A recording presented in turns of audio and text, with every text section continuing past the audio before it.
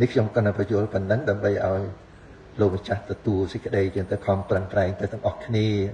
ពីព្រោះម្សិលមិញព្រះអង្គបានសម្ដែងអំពីរឿងអ្នកមុជទឹកនៅក្នុងពុទ្ធសាសនាឃើញទេមានមួយប្រភេទទេអ្នកមុជទឹកនៅក្នុងពុទ្ធសាសនាណាមានប្រមាណ7ប្រភេទនោះនៅក្នុង7ប្រភេទហ្នឹងមានប្រភេទ4ខាងក្រោយជាអរិយបុគ្គលនឹងអ្នកដែល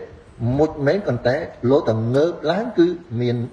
មានការសម្លឹងរកទិសសម្លឹងរកទិសទៅហើយនឹង3ប្រភេទខាងដើមនោះក៏បានជាមុជឲ្យផ្លិតទៅរហូតឈឹងទៅទាំងអស់ហ្នឹងមិនបាច់និយាយទេហ្នឹងហើយចំពោះអ្នកមុជទឹកប្រភេទទី2នៅក្នុងពុទ្ធសាសនានោះលោតងើបធ្លោឡើងអត់ទៅមានអីដាំដងមុជចូលទៅវិញហ្នឹងមុជចូលទៅវិញនឹងសិតតែ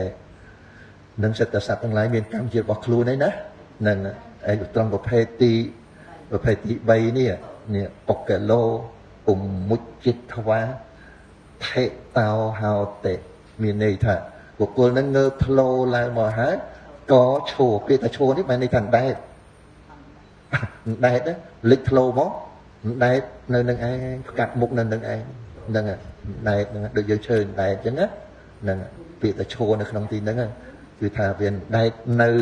លើផ្ទៃទឹកនឹងឯងហ្នឹងចំពោះប្រភេទហ្នឹងឯងហ្នឹងហើយប្រភេទហ្នឹងធ្លាប់ឮមកថាក្រនបើដែរតែវាអត់លិចទៅវិញរឿងអីដែលដែកអត់ឆ្លងហើយអត់លិចទៅវិញរឿងអីដែលងើបធ្លោមកហើយដែកនៅលើទឹកហើយអត់ឆ្លងទេហើយថាអត់លិចទៅវិញយកបានទេនេះក្រនបើនៅត្រង់កន្លែងណាទៅបើអត់គឺកាប់មុខដែកនៅលើផ្ទៃទឹកណាហ្នឹងហើយថាអត់លិចទៅវិញហ្នឹងរឿងអីមានរឿងអីទៅត្រូវអត់លិចទៅវិញយល់ទេចាអ្នកដែលគេអត់លិចទៅវិញតើគេអ្នកហែលឆ្លងទៅរត់ត្រូវបានវាអត់លិចហើយចុះយើងនៅដែកនៅលើទឹកហ្នឹងរឿងអីដែលថាអត់លិចយល់បានទេចាហ្នឹងយើងត្រូវដោះស្រាយចាអត់មានចំណុចណាក្រាន់បើទេអ្នកដែលងើបមកហើយដែកនៅនឹងហើយអត់ឆ្លងហ្នឹងអត់មានរឿងក្រាន់បើអីតិចទេឃើញទេឧទាហរណ៍នេះណាឧទាហរណ៍សម័យមួយព្រះអង្គគង់នៅក្នុងព្រៃអញ្ចន់ព្រៃនៃផ្កាអញ្ចន់ណាផ្កាអញ្ចន់ព្រះអង្គគង់នៅក្រុងសាកេតហ្នឹងមានព្រៃមួយសុទ្ធតែព្រៃផ្កាអញ្ចន់ព្រះអង្គគង់នៅតែម្នាក់ឯងហើយនៅពេលនោះឯងមានទេវតាមួយអង្គរឿងនេះខ្ញុំអរតនីយកមកណាដើម្បីបញ្ជាក់រឿងបុគ្គលដែលមុជទឹកប្រភេទទី3ក្នុងពុទ្ធសាសនាហ្នឹងយល់បានទេចឹងហើយយើងចាំស្ដាប់ព្រះអង្គពយល់កន្លែងផ្សេងមកផងយើងយកមកសន្លឹងកន្លែងហ្នឹងពីព្រោះព្រះអង្គទ្រង់សម្ដែងត្រង់កន្លែងនេះវាមានសេចក្តីច្បាស់នៅត្រង់កន្លែងនោះមកបញ្ជាក់អត្រៃនេះហ្នឹងហើយយើងបានមើលច្រើនទេយើងអត់ដឹងទេនឹងដើម្បីឲ្យយល់អំពីអ្នកមុជទឹកប្រភេទទី3ក្នុងពុទ្ធសាសនាដែលថាងើបមកហើយក៏ដែកនៅនឹងក៏ដោយហ្នឹងទៅលិចក៏មិនលិចហែលក៏មិនហែលនៅនឹងភ្លុងយប់ថ្ងៃខែឆ្នាំនៅតែនឹងទៅនៅពេលដែលព្រះអង្គគង់នៅក្នុងព្រៃផ្កាអញ្ចឹងនៃនគរសាកេតនឹងហើយមានទេវតាមួយអង្គឈ្មោះថាកកុធៈទេវបុត្រកកុធៈគេទេវបុត្រហ្នឹងវាត្រូវជាមួយនឹងស្ទឹងកកុធៈស្ទឹងនៅពេលដែលព្រះអង្គប្រឈួនខ្លាំងដាក់អាយុសង្ខារចំពោះមុខមេហើយមិនព្រះអង្គចេញអំពីបាវាលចែកដីទៅកាន់នគរមូលក្សត្រមែនទេដើម្បីបរិនិព្វានមូលនគរហ្នឹង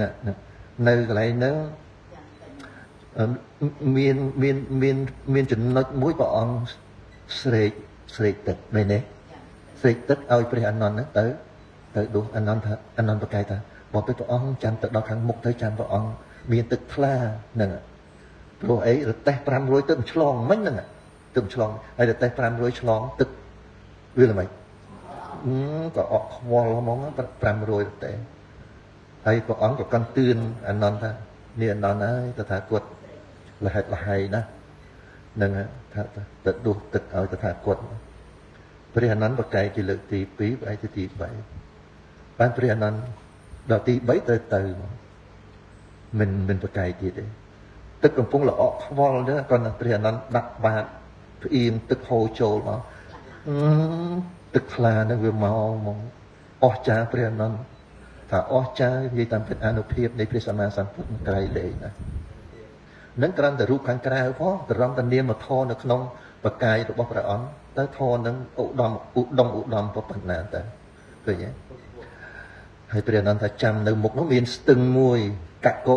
ភៈស្ទឹងនឹងឯងតែក្រែងទឹកថ្លាសម្រាប់អង្គសោយ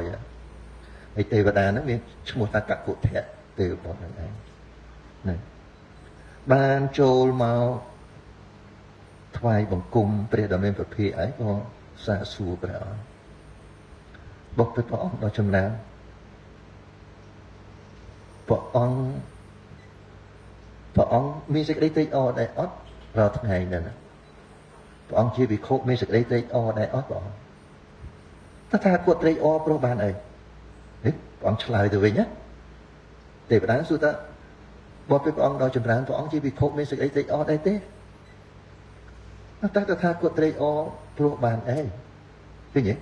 ចម្លើយហ្នឹងចង់បញ្ជាក់ថាម៉េចតែព្រះអង្គទ្រង់ឆ្លើយចង់បញ្ជាក់ថាម៉េចម៉េចហេតុអីបានជាព្រះអង្គមិនត្រេកអរគឺតើថាគាត់ត្រេកអរព្រោះបានអីឆ្លើយកន្លែងហ្នឹងបន្តិចបាទអត្ថថាយ៉ាងម៉េចហ្នឹងតើថាគាត់ត្រេកអរនឹងបានអី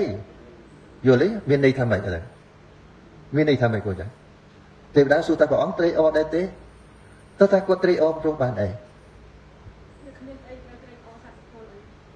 ទេអត់មានសត្វបុគ្គលគាត់តែសួរថាដល់ត្រេកអរព្រះអង្គត្រេកអរដែរទេព្រះអង្គឆ្លើយមកថាគាត់ត្រេកអរព្រោះបានអីយល់ទេតែកន្លែងនេះចង់បញ្ជាក់យ៉ាងម៉េច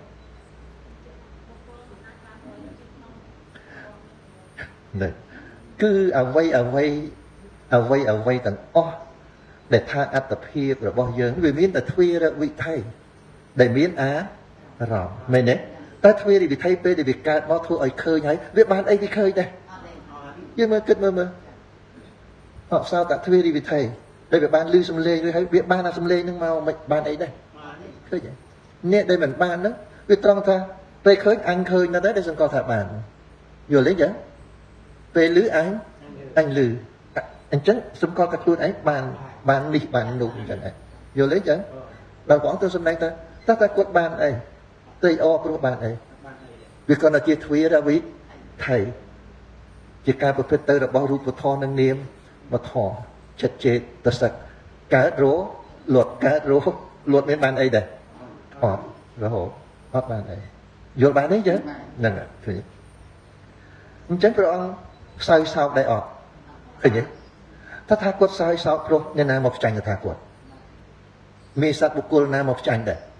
មានផលឡាដែរមានផលឡាអីក្រៅពីរូបវេទនាសញ្ញាសង្ខារវិញ្ញាណរូបធម៌និងនាមធម៌យល់បានទេនេះយល់បានទេតែយើងវាមិនតែផលឡាមែនតែនបណ្ដោយប៉ុន្តែតាមពេលផលឡាអត់ជាឈ្មោះរបស់អីជាឈ្មោះរបស់អីជាឈ្មោះរបស់បរមត្តរូបចិត្តចេតសិកយល់ទេចឹងដល់បុថុជនយើងវាមិនត្រឹមតែចិត្តចេតសិកវាជាផលឡាមែនឃើញទេនេះអីបានទេវតានឹងសាសួរថាអញ្ចឹងអង្គគាត់ថាកម្មយោតំងទឹកថេនេះមិនធម្មតាទេបងណែសត្វលោកដែលធ្លាក់នរករាល់ថ្ងៃដោយសារមានទឹកថេទាំងឯងគុណចាចឹងបានទិសដៅក្នុងពុទ្ធសាសនាទិសដៅលះបង់ទឹកថេមុនគេលះបង់ទឹកថេមុនគេកាលណាអត់មានទឹកថេបិទអបាយភូមិបងតែទឹកថេនេះវាមិនមែននាំទៅកាន់អបាយភូមិក៏ប៉ុន្តែវាកើតរួមជាមួយលោភៈវាឲ្យលោភៈប្រទាញយកទៅដល់អបាយភូមិក៏ប៉ុន្តែបើសិនតែលោភៈអត់មានទឹកថេទេលោភៈអត់មានកម្លាំងទាញទៅដល់អបាយភូមិទេយល់ទេចឹងនេះចឹងរឿងសកាយតិថិហ្នឹងអាក្រក់ក្រៃលែងអាក្រក់ណាស់ហ្នឹងចឹងតែយើងបើព្រះអង្គទ្រង់សម្ដែងហ្នឹងគឺព្រះសម្ដែងផ្ដោតទៅលើបរមត្តហ្នឹងឯងអត់មានកម្មយកនៅបញ្ញត្តិទេអញ្ចឹងព្រះអង្គសើចសោកឬអត់ថាគាត់សើចសោកព្រោះនរណាផ្ចាញ់អីឃើញទេ បើដូច្នោះមានតែព្រះអង្គបើដូច្នោះមានតែព្រះអង្គមិនត្រេកអរទាំងមិនសោយសោតតថាគតអត់ត្រេកអរតថាគតអត់សោយសោតឃើញទេទេវតាសាកសួរហ្នឹងសំណួរហ្នឹងគឺល្អមែនតើជាមួយនឹងព្រះសម្មាសម្ពុទ្ធឃើញទេហើយដល់ទៅអញ្ចឹងបបិទ្ធព្រះអង្គដល់ចម្រើនព្រះអង្គជាភិក្ខុព្រះអង្គមិនមានសេចក្តីទុក្ខទេឬសេចក្តីត្រេកអរមិនមានទេឬព្រះអង្គសេចក្តីអបសុខរាល់ថ្ងៃមិនគ្រូបសង្កត់ដល់ព្រះអង្គដែលព្រះអង្គគង់នៅតែឯងសេចក្តីអបសុខមិនគ្រូបសង្កត់ព្រះអង្គទេឬនេះអវសោតថាគតមិនមានសេចក្តីទុក្ខទេសេចក្តីត្រេកអរក៏មិនមានទាំងសេចក្តីអបសុខក៏មិនបានគ្រូបសង្កត់នៅតថាគតដែលនៅតែម្នាក់ឯងឡើយដល់តនេះចឹងឃើញទេទុក្ខក៏ព្រះអង្គអត់មានត្រេកអរក៏ព្រះអង្គអត់មានសេចក្តីអបសុខយើងបើនៅម្នាក់ឯងមិនមែននៅម្នាក់ឯងមិនអូយតាំងវាចេញបានទៅអបសុខអើយអបសុខនៅម្នាក់ឯងអបសុខដើម្បីកុំឲ្យសម្បត្តិការអបសុខមិនទាញអានោះមកមើល Facebook ដល់លើហ្នឹងឯងលេងអបសុខដល់លើឃើញទេណ៎ឲ្យតែអបសុខទាញអានោះយកមកមើលឡើងអូសចុះអូសឡើងអញ្ចឹងតែចំពោះព្រះអង្គមនាលអវសោតថាគាត់មិនមានសេចក្តីទុក្ខទេសេចក្តីត្រេកអរក៏មិនមានទាំងសេចក្តីអបសុខមិនបានគ្រូសង្កត់នៅតថាគតដែលនៅក្នុងទីដែលម្នាក់ឯងនោះឡើយមកពីព្រះអង្គដល់ចម្រើនហេតុដូចម្តេចព្រះអង្គបានជាព្រះអង្គមិនមានសេចក្តីទុក្ខហេតុដូចម្តេចបានជាព្រះអង្គមិនមានសេចក្តីត្រេកអរព្រះអង្គហេតុដូចម្តេចបានជាសេចក្តីអបសុខមិនគ្រូសង្កត់ចំពោះព្រះអង្គដែលព្រះអង្គគង់នៅតែម្នាក់ឯងតែហេតុដូចម្តេចព្រះអង្គឃើញទេស្រាប់ខ្ញុំតន់តែអត់ទៅព្រះអង្គទ្រង់សម្ដែងអខៈជាតសវេនន្តិអខៈជាតសវេនន្តិនន្តិជាតសវេអខៈអនន្តិអនិខោភិក្ខុអេវញ្ជានេហេអវសាអង្គទ្រង់សម្ដែងឃ្លាហ្នឹងសំខាន់ណាស់ខ្ញុំអរតនីហើយខ្ញុំសួរចាំឆ្លើយព្រះអង្គទ្រង់សម្ដែងថាអខៈជាតសវេនន្តិព្រះអង្គទ្រង់ឆ្លើយប្រាប់ដល់ទេវតាកគុទេវបុត្រនឹងថាសេចក្តីត្រេកអររមែងមានចំពោះបុគ្គលដែលមានទុក្ខសេចក្តីត្រេកអររមែងមានចំពោះបុគ្គលដែលមានទុក្ខសេចក្តីទុក្ខរមែងមានចំពោះបុគ្គលដែលត្រេកអរឃ្លាហ្នឹងឯងឥឡូវចាំតែដែលព្រះអង្គទ្រង់សម្ដែងថាសេចក្តីត្រេកអររមែងមានចំពោះអ្នកដែលមានទុក្ខហ្នឹងបានសេចក្តីថាដែរចុះពីដៅឆ្លើយម្ដងមើលបងពីដៅអូយជូនលោកគ្រូម៉ាំផ្អកម៉ាំផ្អកប្រហុកអីវ៉ៃអីវ៉ាន់ហើយលើក្រោយនេះបបប្រហែលកញ្ចប់ទៀតនោះឥឡូវរៀនឆ្លើយម្ដងមើលអូខេមើលសេចក្តីត្រេកអររមែងមានចំពោះអ្នកដែលមានទុក្ខបាននេះថាម៉េចប្រកាសនៅវត្តដាក់ថាម៉េចគាត់ចាសម្រួលសេចក្តីមកសេចក្តីត្រេកអររមែងមានចំពោះដែលមានទុក្ខល្អពីព្រោះទុក្ខនេះគឺបានដល់វត្តដាក់អ្នកដែលនៅក្នុងវត្តដាក់តើផុតពីរឿងត្រេកអរដែរអត់យល់ទេពីព្រោះវត្តដាក់នេះមានអីបានជាមិនផុតពីរឿងត្រេកអរពីព្រោះវត្តដាក់មានអីដែលព្រះអង្គទ្រង់សម្ដែងសេចក្តីត្រេកអរគឺរមែងកើតឡើងចំពោះអ្នកដែលមានទុក្ខជាតសៈហ្នឹងណាកើតចំពោះអ្នកដែលមានទុក្ខនៅក្នុងនេះគឺសម្ដៅយកផ្ដោតទៅលើវត្តដាក់ទុក្ខអញ្ចឹងនៅក្នុងវត្តដាក់ទុក្ខសត្វលោករមែងត្រេកអរព្រោះអីបានជាត្រេកអរម៉េចព្រោះអីបានមានតែអីត្រេកអរហើយអានេះត្រូវចឹងណាព្រោះនៅក្នុងវត្តដាក់មានអីបានជាសត្វលោកត្រេកអរពីព្រោះមានកាមគុណឃើញទេនៅក្នុងវត្តដាក់មានកាមគុណ5រូបសំឡេងក្លិន រស់ផោថាពៈដែលមានអ្នកណូនឹងឯងជាគម្រប់6ឃើញទេហើយបើសិនជាសត្វលោកនៅក្នុងវត្តដាក់ហើយវត្តដាក់មានកាមគុណ5អញ្ចឹងហើយអត់មានបានសិក្សាធម៌របស់ព្រះសម្មាសម្ពុទ្ធទេតែស្គាល់កាមគុណតាមសេចក្តីពិតបានដែរអត់យល់ទេអញ្ចឹងឃើញទេបងសម្ដែងតណ្ហាទៅតែកើតឡើងចំពោះរឿងសត្វលោកដែលរស់នៅក្នុងវត្តណាបានជាបងសម្ដែងថាសេចក្តីត្រេកអររមែងកើតឡើងចំពោះអ្នកដែលមានទុក្ខយល់ទេអញ្ចឹងពួកចាស់សត្វសេចក្តីបានទេគាត់ណានឹងពីព្រោះទុក្ខនៅក្នុងទីសម្ដៅយកវត្តដាក់ទុក្ខគាត់អញ្ចឹងសត្វលោកអត់រួចផុតពីរឿងសេចក្តីត្រេកអរទេគ្រាន់តែឮសូរថាកឋិនទៅឆ្ងាយត្រេកអរទៅអូយកឋិននៅចិត្តអត់ចង់ព្រោះថាលោកទៅឆ្ងាយផងអូសម្បើមកទាំងខ្សែប្រមាទហ្នឹងដូចគ្នាប្រមាទគឺព្រោះជាបុគ្គលដែលអត់មានសតិអត់មានសតិនៅក្នុងទេគឺសតិដែលប្រព្រឹត្តទៅដើម្បីមគ្គ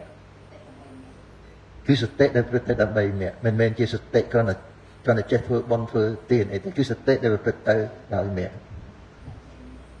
អញ្ចឹងបុគ្គលនឹងរឿងអីដែលមិនត្រេកអរដូចគ្នាប្រមាទហ្នឹងពាក្យថាបុគ្គលប្រមាទហ្នឹងគឺបុគ្គលដែលនៅក្នុងវត្តដាក់ហ្នឹងយល់ទេចឹងពីព្រោះអីពីព្រោះសម្ដែងព្រះអង្គទ្រង់សម្ដែងសេចក្តីស្លាប់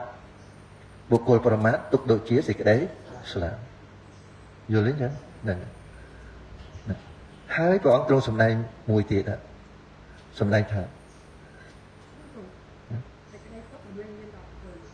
ហ្នឹងហើយសេចក្តីត្រេកអររមែងកើតមានចំពោះបុគ្គលដែលមានទុក្ខហើយសេចក្តីទុក្ខរមែងកើតមានចំពោះអ្នកដែលត្រេកអរចំពោះអ្នកដែលត្រេកអរសេចក្តីទុក្ខបងឡារមែងកើតមានចំពោះអ្នកដែលមានសេចក្តីត្រេកអរនៅក្នុងទីគឺអីត្រេកអរនៅក្នុងទីស្ដីស្ដីត្រូវអីឃើញទេត្រេកអរនៅក្នុងទីស្ដីយកតណ្ហាតែតណ្ហានាំទៅណាអត់ទេត្រេកអរនាំទៅរកកម្មភពថ្មីហើយនៅក្នុងភពថ្មីមានភពណាមួយទៀងដែរឃើញទេគ្មានភពណាមួយទៀងទេហ្នឹងណដ្ឋិកោជិភវោនិច្ចោ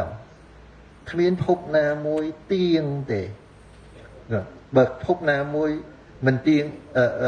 មិនមានទៀងទេវាមានតែមិនទៀងមែនទេបើថាមិនទៀងវាជាអីល្អបើមិនទៀងជាទុក្ខឃើញទេចឹងបានព្រះអង្គទ្រង់សម្ដែងមកថាសេចក្តីត្រេកអររមែងកើតមានចំពោះបុគ្គលដែលមានសេចក្តីទុក្ខសេចក្តីទុក្ខរមែងកើតមានចំពោះដែលបុគ្គលមានសេចក្តីត្រេកអរគឺអ្នកមានតណ្ហាយល់ទេតណ្ហាកើតនៅណានឹងនៅក្នុងទ្វារទីវិតិប៉ុន្តែតណ្ហាត្រូវកើតនៅត្រង់កន្លែងណានៅក្នុងជីវ័នត្រង់កន្លែងណាគឺតណ្ហាវាកើតឡើងរវាងចន្លោះនៃបច្ចុប្បន្នផលបច្ចុប្បន្នអធិហើយនឹងហេតុបច្ចុប្បន្នហេតុអធិមានពីរបច្ចុប្បន្នផលមួយហើយនឹងបច្ចុប្បន្នហេតុមួយឃើញពីចន្លោះហ្នឹងវានៅចន្លោះរវាងវេទនានិងតណ្ហាអញ្ចឹងបើសិនជាសេចក្តីទុក្ខកើតមានចំពោះអ្នកដែលមានតណ្ហាមានសេចក្តីត្រេកអរឃើញទេអញ្ចឹងអាបច្ចុប្បន្នផលនេះវាតទៅរកអី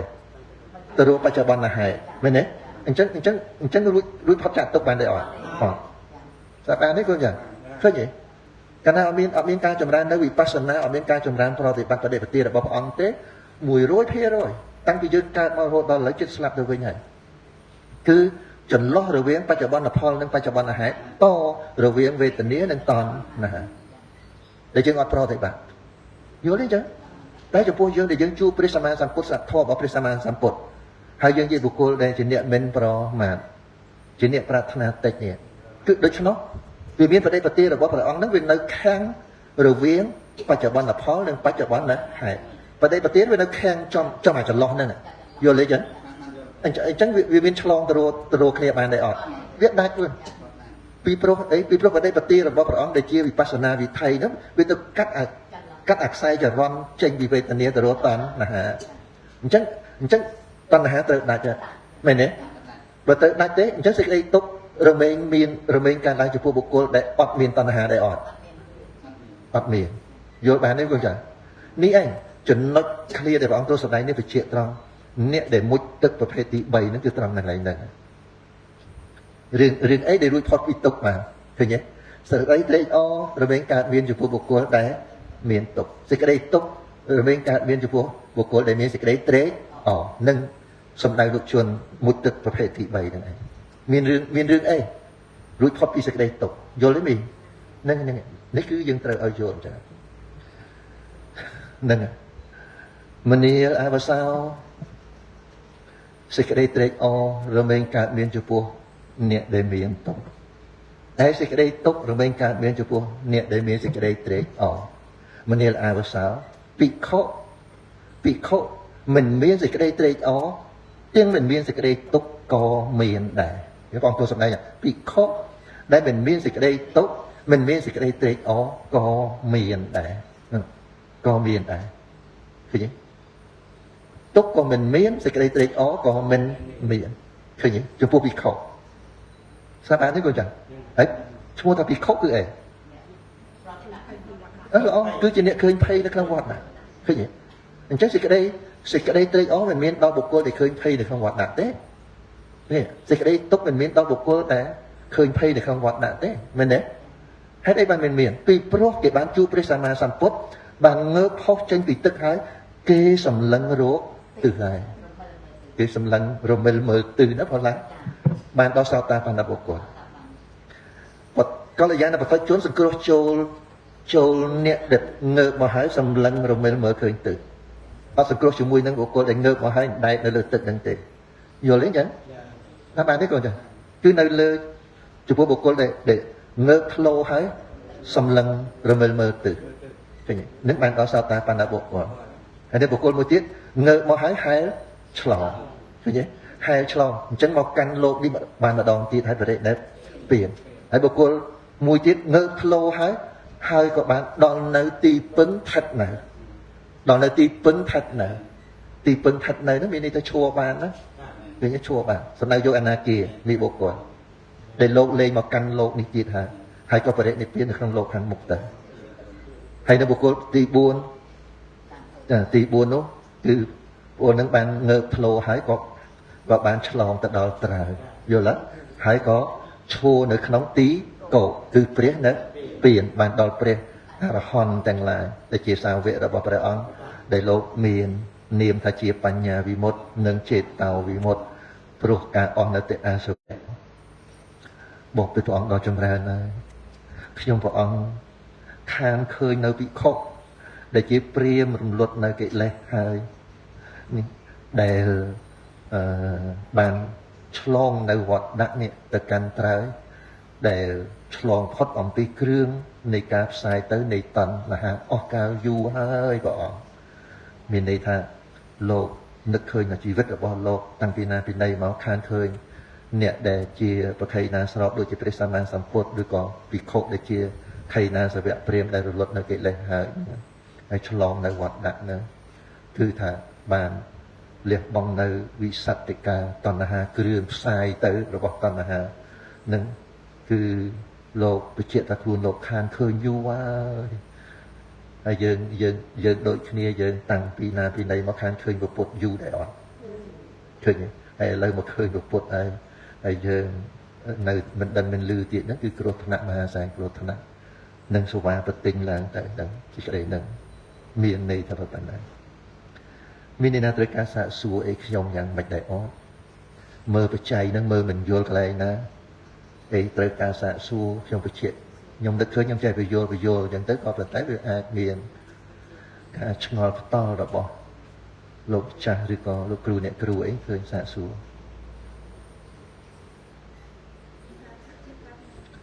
ណាមហាសហជាតិជាតិមហាសហជាតិជាតិមាន3បច្ចា មាន3បច្ច័យតែពេលមាន4ណាប៉ុន្តែយើងអត្ថិបច្ច័យហើយនឹងអវិកតបច្ច័យនោះវាជាមួយគ្នាណាដល់បានទេចឹងអូប្រែមានន័យថាសហជាតិបច្ច័យវានៅក្នុងសហជាតិជាតិសូម្បីតែសហជាតិនិស្សយបច្ច័យនោះក៏នៅក្នុងសហជាតិជាតិដែរដល់បានទេចឹងហ្នឹងហើយសូម្បីតែសហជាតិថេបបច្ច័យហ្នឹងក៏នៅក្នុងសហជាតិហ្នឹងដែរសូម្បីតែ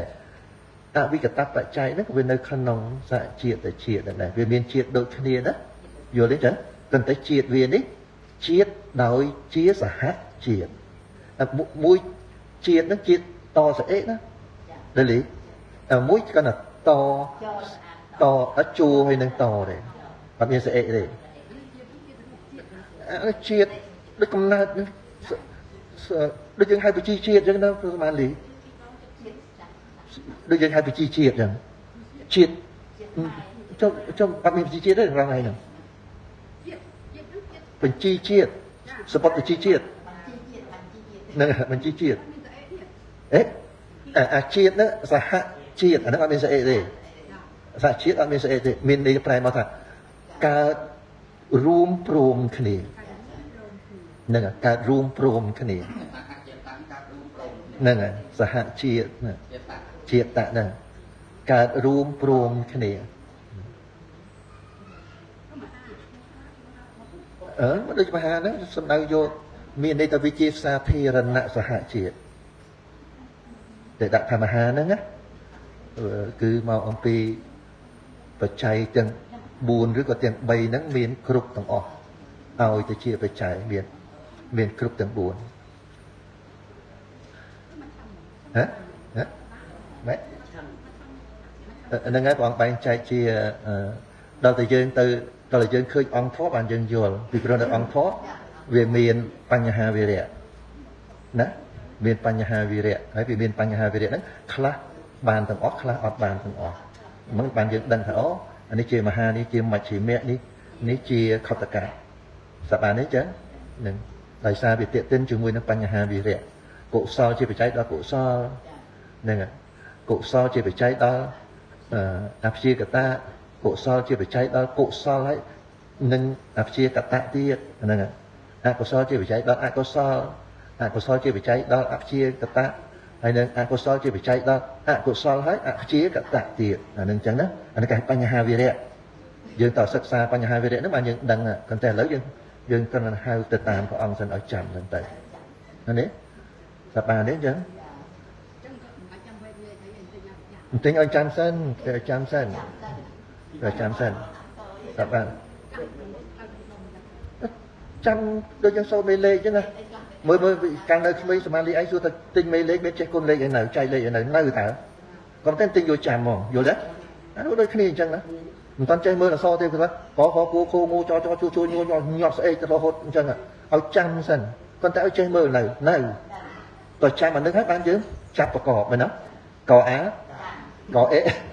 ឃើញទេវាទៅបន្តិចម្ដងអញ្ចឹងទៅហើយបើអត់ចាំទេធ្វើអីកើតបាទទៅចាំសិនមកជឿហ្នឹងហើយឥឡូវយើងឆ្លើយមកបច្ឆាជាតិបច្ច័យមានបច្ឆាជាតិជាតិមានប្រមាណបច្ច័យអ្នកសម្រាប់មើលបច្ឆាជាតិជាតិមានប្រមាណបច្ច័យ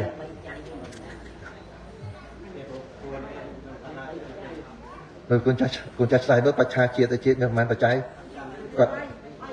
មាន3គឺបច្ឆាជាតិបច្ច័យ1បច្ឆាជាតិវិបចិត្តបច្ច័យ1ល្អត្រឹមត្រូវហើយនេះវត្ថុបរិជាតបច្ច័យមានប្រមាណវត្ថុបរិជាតជាតិមានប្រមាណបច្ច័យមាន5ទី1គឺអីវត្ថុបរិ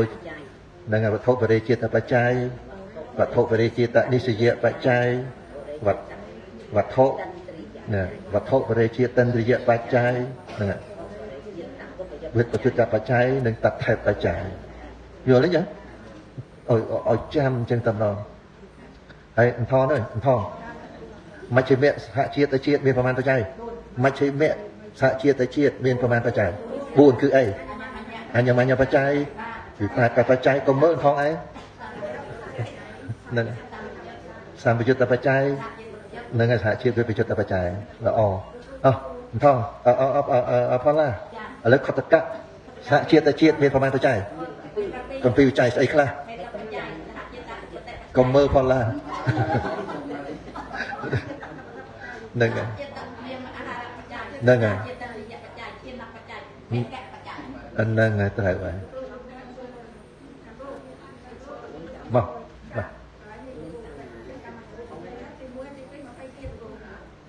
ត្រូវហើយកម្មជារូបបាទ22ដងមើលខ្ញុំសុំមើលតិចវាមានបដិសន្ធិកម្មជារូបបាទបដិសន្ធិកម្មជារូបហ្នឹងហើយបដិសន្ធិកម្មជារូប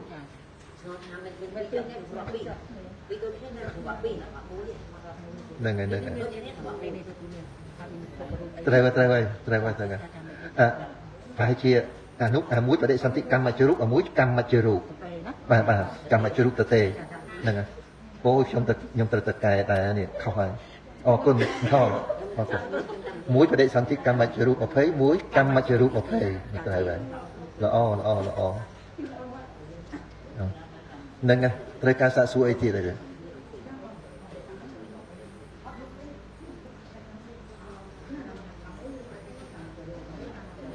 បងអើយ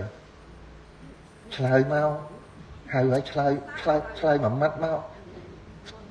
បងអើយ